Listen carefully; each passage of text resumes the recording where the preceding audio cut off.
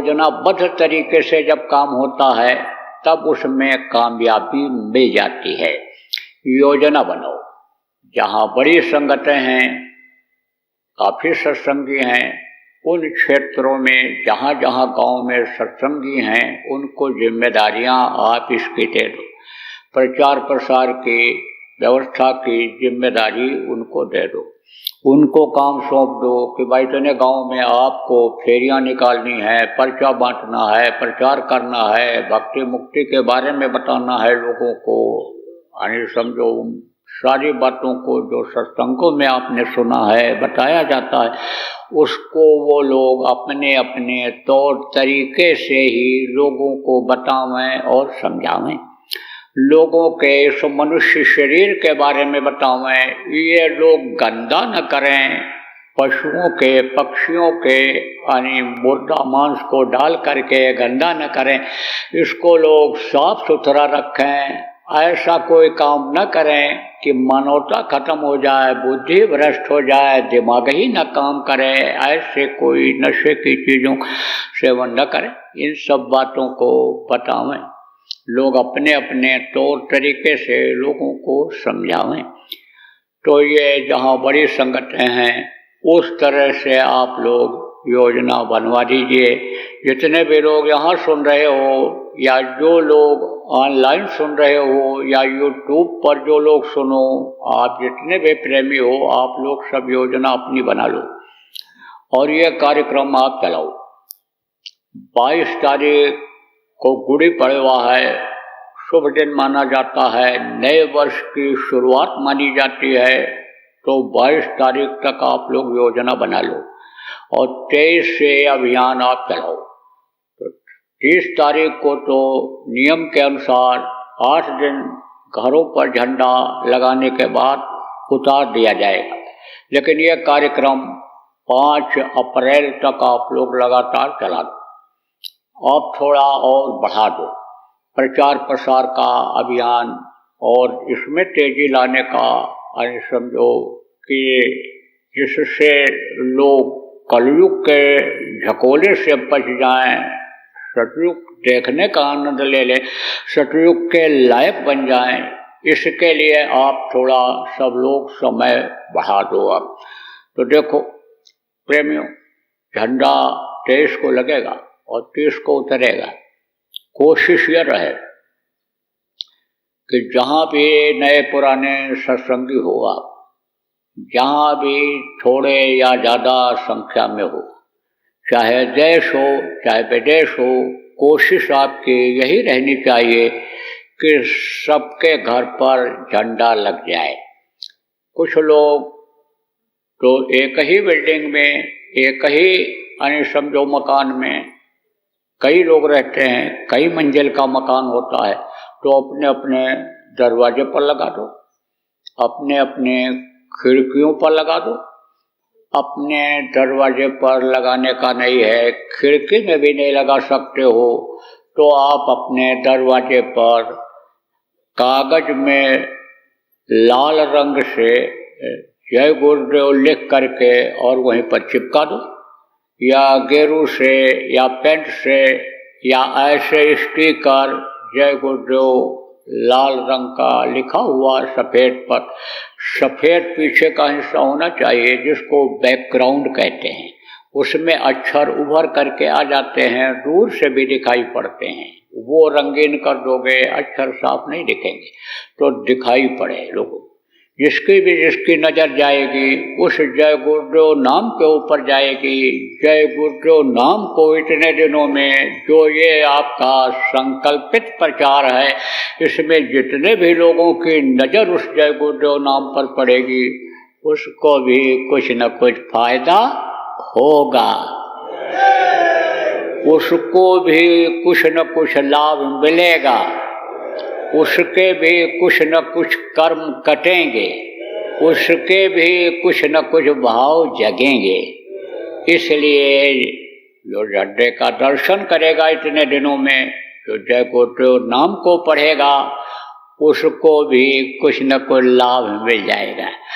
जब लाभ मिल जाएगा, लोगों के विचार बदलेंगे, भावनाएं जब बदलेंगी, तो आपको प्रचार प्रसार में भी सहूलियत मिलेगी, लोगों को बदलने में भी सहूलियत मिलेगी, अच्छा समय दिखाने में भी मदद मिलेगी, मुक्ति मोक्ष दिलाने में भी प्रेमियों मदद मिलेगी।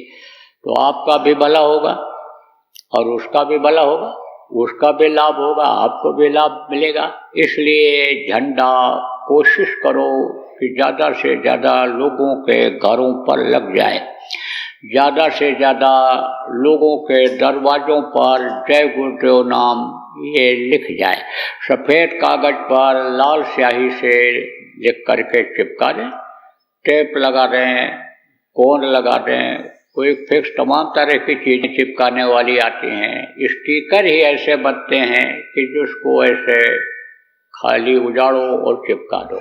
तो ये काम यानी समझो कि लोग करें, लेकिन ये काम अपने अपने घरों में जो भी नए पुराने लोग हैं जब करने लग जाएंगे, झंडा लगाने लग जाएंगे, तो नए लोग भी लगाएंगे, नए लोगों को भी बताएंगे तो प्रेरणा मिलेगी। तो जितने भी जय गुरुदेव नाम के प्रेमी हैं, जय गुरुदेव नाम से जुड़े हुए हैं, चाहे नए हों चाहे पुराने हों, चाहे जिस राह पर जाने वाले हों, सबसे मेरी ये आग्रह है, निवेदन है कि आप सब लोग अपने अपने घरों पर झंडा फहरा दो। आप सब लोग अपने अपने घरों पर जय गुरुदेव नाम का स्टिकर लगा दो, लिख दो, जो भी आप जैसी सुविधा हो ऐसा करो।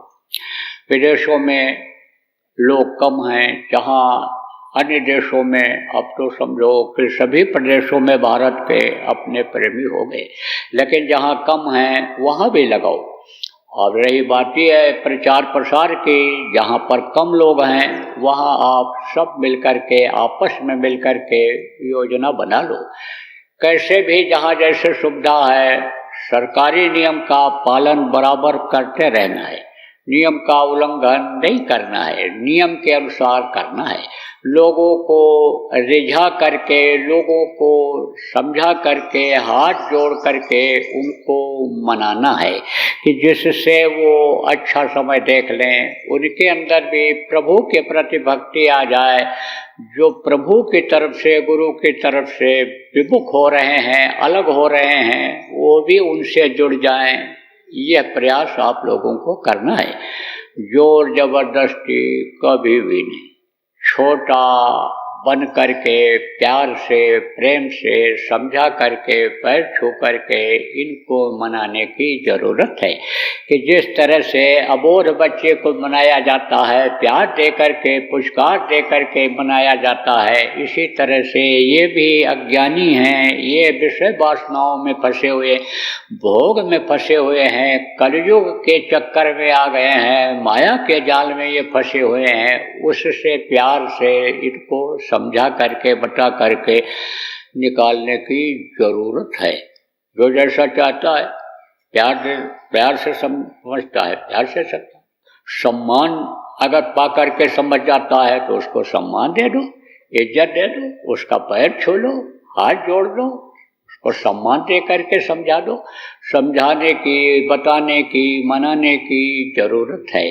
उसके लिए नहीं, अपने लिए करना है। अपने ही कर्म इतने भारी हो रहे हैं कि अपना ही मुक्ति पाना बड़ा मुश्किल हो रहा है प्रेमियों। इसलिए उनके लिए नहीं, पहले अपने लिए ये करो। तो जैसे अपना कोई काम किसी को कराना होता है तो वो हाथ जोड़ता है, पैर छूता है, कहता हमारी मदद करो, हमारा ये काम करा दो। ऐसे ही अपना काम अपना करो भाई।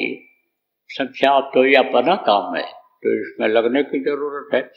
और आप अगर झुक जाओगे, आप अगर छोटे बन जाओगे तो समझो कि पूर्णिमा की चंद्रमा को कोई भी प्रणाम नहीं करता है, लेकिन तृतीया की चंद्रमा जो होती है छोटी होती है। तृतीया जब होती है तो उसको लोग प्रणाम करते हैं। देखो मुसलमान जब ईद मनाने का होता है, एक दिन पहले जब चंद्रमा को देख लेते हैं, द्वितीया की चंद्रमा को, तब खुशी मनाते हैं। और अपना 1 महीने का जो उनका रोजा होता है, जो त्याग करते हैं पानी का अंध का दिन में, समझो कि जब देख लेते हैं तब वो उस त्याग को खत्म करते हैं। तो कहने का मतलब यह है, मोटी बात समझो, कैसे भी हो इनको लोगों को समझाना है, बताना है। इनके अंदर, जिनके अंदर से प्रेमियों गुरु भक्ति खत्म हो रही है, गुरु भक्ति भरने की जरूरत है और इनको मुक्ति दिलाने की जरूरत है। इस काल के जाल से, इस माया के जाल से, इस महाकाल के जाल से प्रेमियों निकालने की जरूरत है। तो बोलो जय गुरुदेव।